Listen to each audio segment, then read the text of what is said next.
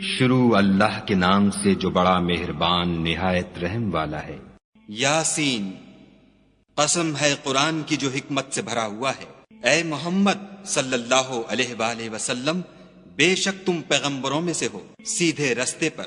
یہ خدائے غالب اور مہربان نے نازل کیا ہے تاکہ تم ان لوگوں کو جن کے باپ دادا کو متنبع نہیں کیا گیا تھا متنبع کر دو، وہ غفلت میں پڑے ہوئے ہیں۔ ان میں سے اکثر پر خدا کی بات پوری ہو چکی ہے، سو وہ ایمان نہیں لائیں گے۔ ہم نے ان کی گردنوں میں طوق ڈال رکھے ہیں اور وہ ٹھوڑیوں تک پھنسے ہوئے ہیں تو ان کے سر الل رہے ہیں، اور ہم نے ان کے آگے بھی دیوار بنا دی اور ان کے پیچھے بھی، پھر ان پر پردہ ڈال دیا تو یہ دیکھ نہیں سکتے۔ اور تم ان کو نصیحت کرو یا نہ کرو ان کے لیے برابر ہے، وہ ایمان نہیں لانے کے۔ تم تو صرف اس شخص کو نصیحت کر سکتے ہو جو نصیحت کی پیروی کرے اور خدا سے غائبانہ ڈرے، سو اس کو مغفرت اور بڑے ثواب کی بشارت سنا دو۔ بے شک ہم مردوں کو زندہ کریں گے، اور جو کچھ وہ آگے بھیج چکے اور جو ان کے نشان پیچھے رہ گئے ہم ان کو قلم بند کر لیتے ہیں، اور ہر چیز کو ہم نے کتاب روشن یعنی لوح محفوظ میں لکھ رکھا ہے۔ اور ان سے گاؤں والوں کا قصہ بیان کرو جب ان کے پاس پیغمبر آئے، یعنی جب ہم نے ان کی طرف 2 پیغمبر بھیجے تو انہوں نے ان کو جھٹلایا، پھر ہم نے تیسرے سے تقویت دی تو انہوں نے کہا کہ ہم تمہاری طرف پیغمبر ہو کر آئے ہیں۔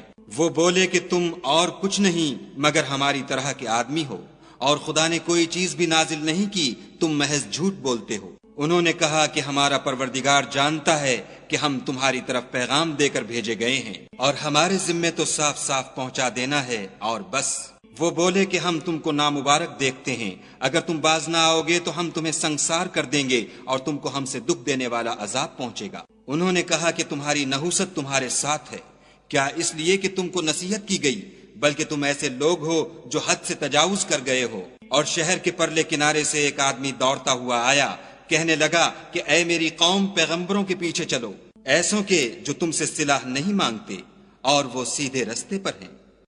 اور مجھے کیا ہے کہ میں اس کی پرستش نہ کروں جس نے مجھے پیدا کیا، اور اسی کی طرف تم کو لوٹ کر جانا ہے۔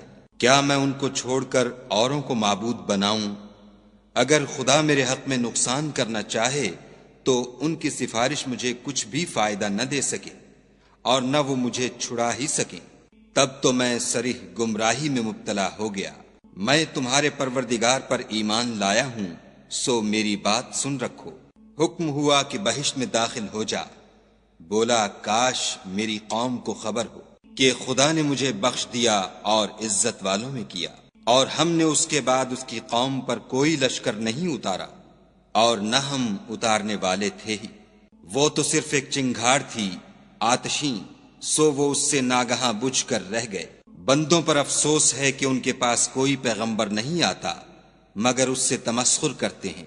کیا انہوں نے نہیں دیکھا کہ ہم نے ان سے پہلے بہت سے لوگوں کو ہلاک کر دیا تھا؟ اب وہ ان کی طرف لوٹ کر نہیں آئیں گے، اور سب کے سب ہمارے روبرو حاضر کیے جائیں گے۔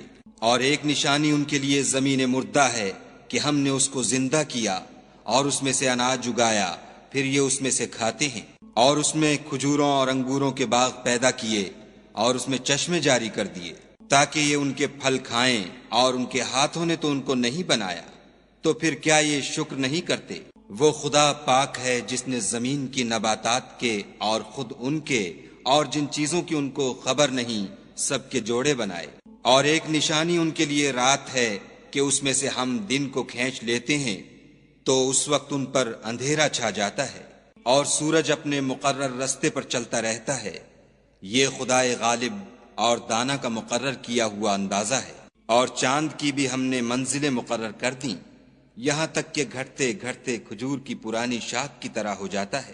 نہ تو سورج ہی سے ہو سکتا ہے کہ چاند کو جا پکڑے، اور نہ رات ہی دن سے پہلے آ سکتی ہے، اور سب اپنے اپنے دائرے میں تیر رہے ہیں۔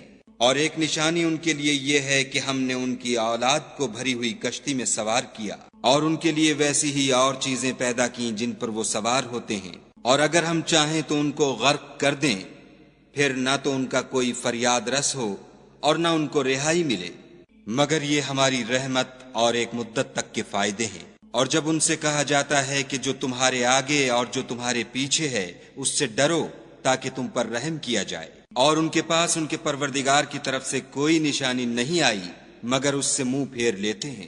اور جب ان سے کہا جاتا ہے کہ جو رزق خدا نے تم کو دیا ہے اس میں سے خرچ کرو، تو کافر مومنوں سے کہتے ہیں کہ بھلا ہم ان لوگوں کو کھانا کھلائیں جن کو اگر خدا چاہتا تو خود کھلا دیتا، تم تو صریح غلطی میں ہو۔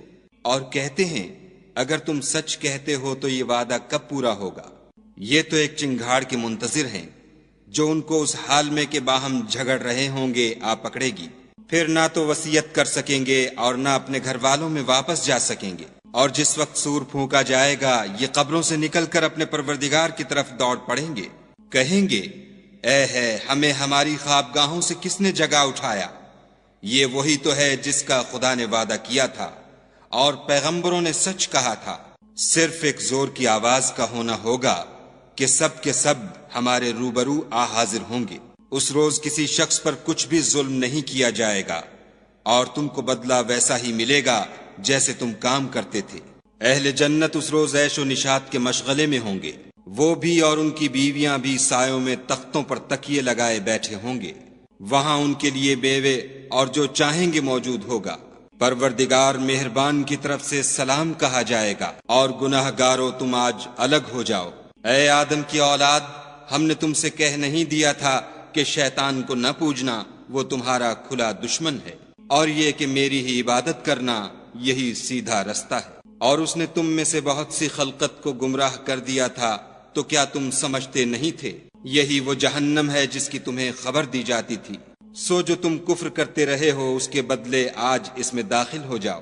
آج ہم ان کے منہوں پر مہر لگا دیں گے اور جو کچھ یہ کرتے رہے تھے ان کے ہاتھ ہم سے بیان کر دیں گے اور ان کے پاؤں اس کی گواہی دیں گے۔ اور اگر ہم چاہیں تو ان کی آنکھوں کو مٹا کر اندھا کر دیں، پھر یہ رستے کو دوڑیں تو کہاں دیکھ سکیں گے؟ اور اگر ہم چاہیں تو ان کی جگہ پر ان کی صورتیں بدل دیں، پھر وہاں سے نہ آگے جا سکیں اور نہ پیچھے لوٹ سکیں۔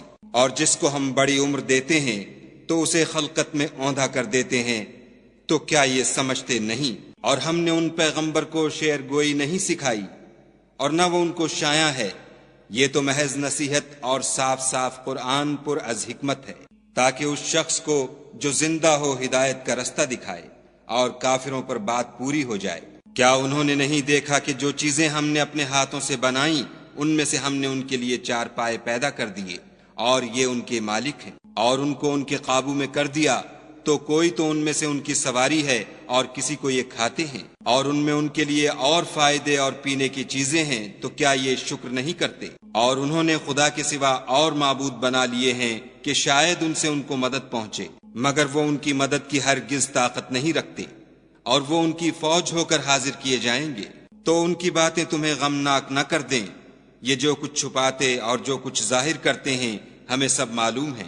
کیا انسان نے نہیں دیکھا کہ ہم نے اس کو نطفے سے پیدا کیا، پھر وہ تڑاک پڑاک جھگڑنے لگا اور ہمارے بارے میں مثالیں بیان کرنے لگا اور اپنی پیدائش کو بھول گیا، کہنے لگا کہ جب ہڈیاں بوسیدہ ہو جائیں گی تو ان کو کون زندہ کرے گا؟ کہہ دو کہ ان کو وہ زندہ کرے گا جس نے ان کو پہلی بار پیدا کیا تھا، اور وہ سب قسم کا پیدا کرنا جانتا ہے، وہی جس نے تمہارے لیے سبز درخت سے آگ پیدا کی، پھر تم اس کی ٹہنیوں کو رگڑ کر ان سے آگ نکالتے ہو۔ بھلا جس نے آسمانوں اور زمین کو پیدا کیا، کیا وہ اس بات پر قادر نہیں کہ ان کو پھر ویسے ہی پیدا کر دے؟ کیوں نہیں؟ اور وہ تو بڑا پیدا کرنے والا اور علم والا ہے۔ اس کی شان یہ ہے کہ جب وہ کسی چیز کا ارادہ کرتا ہے تو اس سے فرما دیتا ہے کہ ہو جا، تو وہ ہو جاتی ہے۔ وہ ذات پاک ہے جس کے ہاتھ میں ہر چیز کی بات چاہت ہے، اور اسی کی طرف تم کو لوٹ کر جانا ہے۔